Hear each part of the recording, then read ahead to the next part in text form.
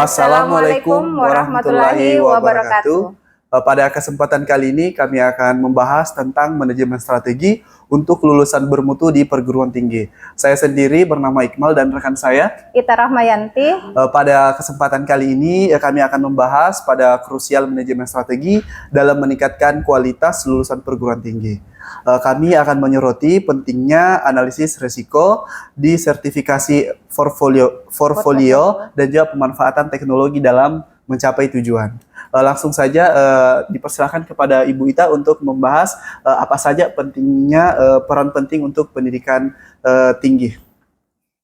Baiklah, jadi untuk pendidikan tinggi sendiri ini berperan vital dalam pembentukan sumber daya manusia yang berkualitas. Jadi khususnya di era globalisasi dan persaingan ketat, perguruan tinggi ini dituntut untuk bisa menghasilkan lulusan berpengetahuan akademis, kemudian keterampilan praktis dan juga sikap yang profesional seperti itu, Iqmal.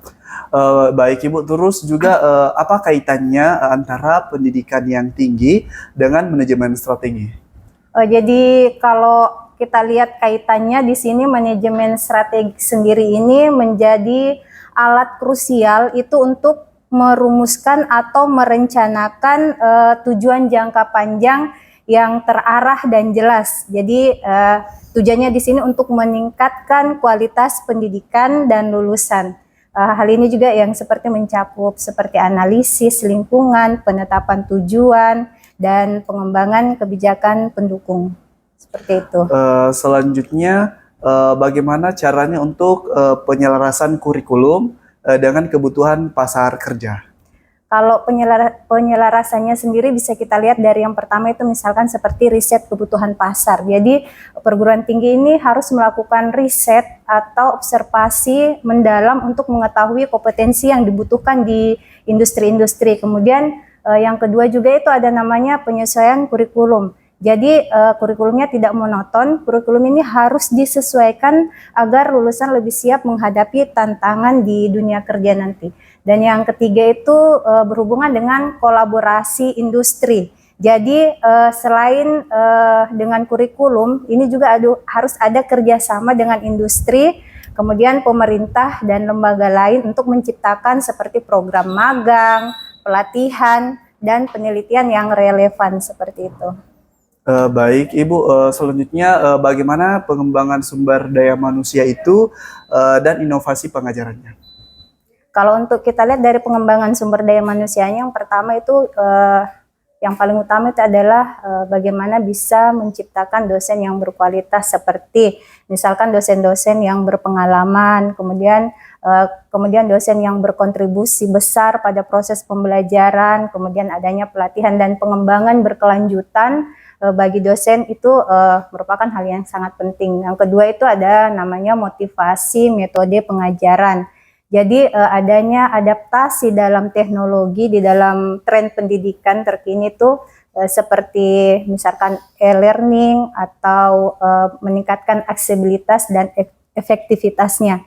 Kemudian yang ketiga sendiri itu ada evaluasi dan akreditasi. Jadi evaluasi ini harus berjalan secara rutin, programnya seperti apa, kurikulumnya bagaimana, serta bagaimana proses akreditasi dari lembaga berwenang itu sendiri menjadi indikator kualitas pendidikan itu sendiri. Baik, selanjutnya Ibu, bagaimana tentang aspek penting lain dalam manajemen strategi itu sendiri?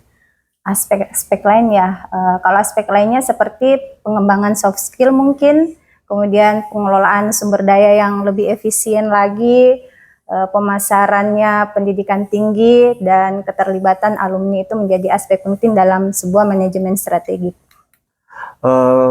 Selanjutnya itu Bu, bagaimana peran manajemen strategi ini dalam meningkatkan kualitas pendidikan menurut Ibu?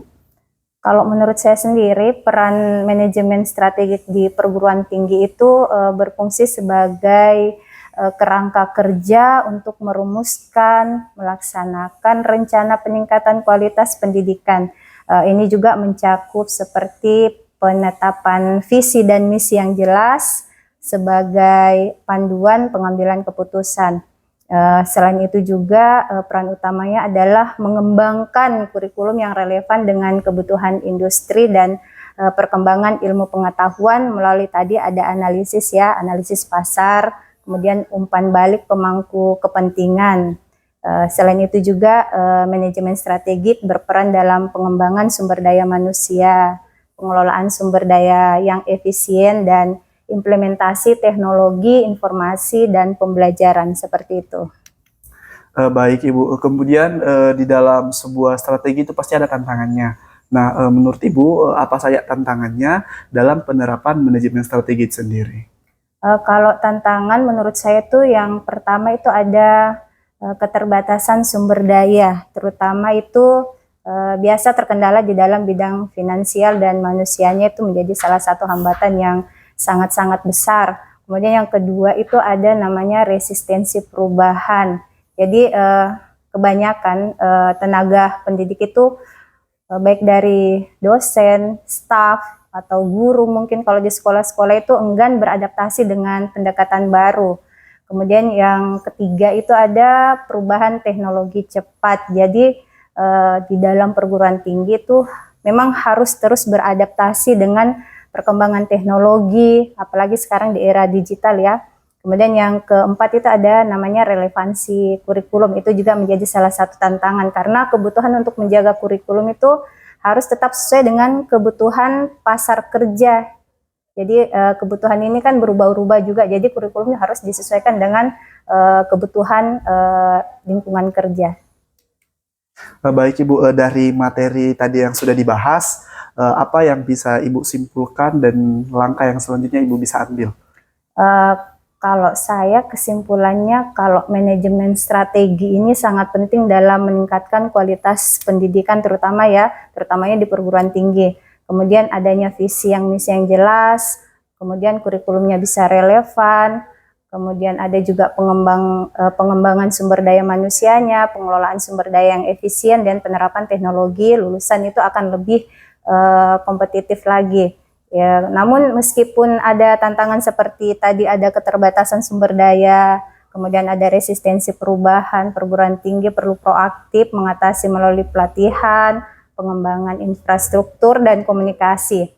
Ya, dengan demikian itu perguruan tinggi dapat menghasilkan lulusan berkualitas yang siap menghadapi tantangan dunia kerja dan berkontribusi positif bagi masyarakat. Itu dari saya sendiri. Baik Ibu Ita, terima kasih atas sharingnya hari ini mengenai tentang manajemen strategi untuk lulusan bermutu di perguruan tinggi. Semoga kita bisa mengambil apa yang menjadi bahasan pada kesempatan kali ini. Iya, baik, terima kasih Ibu atas kesempatannya. Terima kasih juga, Cukup Pak sekian hari ini Bu. Assalamualaikum warahmatullahi wabarakatuh. Waalaikumsalam warahmatullahi wabarakatuh.